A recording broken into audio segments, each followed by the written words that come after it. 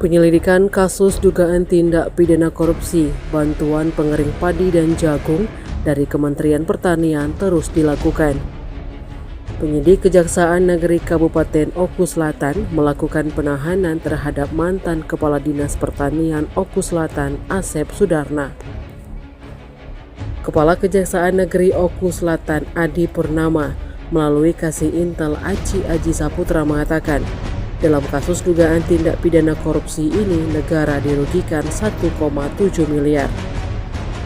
Menurut Aji, mantan Kepala Dinas Pertanian Oku Selatan itu dijerat dengan Pasal 2 dan Pasal 3 Undang-Undang Nomor 20 Tahun 2021 tentang tindak pidana korupsi dengan ancaman hukuman seumur hidup dan maksimal 20 tahun penjara.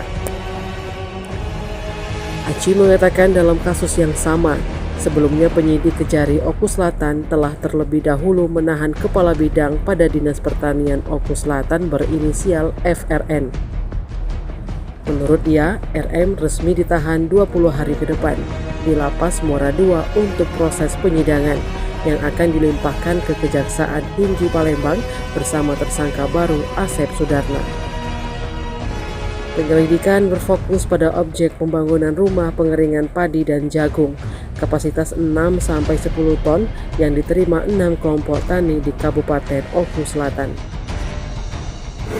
Tersangka ini mulai hari ini kita penahanan selama 20 hari. Selama 40 hari. Ya, ada perpanjangan lagi nanti kalau memang nanti belum ditemukan ya.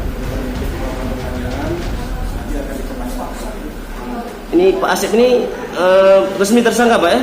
Sudah resmi lah, sudah kita tidak sama rekan-rekan gue kan, sudah kita masukkan ke rumah petani, kita masukkan ke Lapas Muara II ini kan. Nah, ini untuk panggilan kedua ya Pak? Ya, kemarin sempat satu kali untuk hari Senin kita panggil, tapi tersangkanya mangkir karena alasan sakit kesehatannya. Dan kemarin kita lihat juga nanti dari Tim Liputan Sumsel Update TV melaporkan.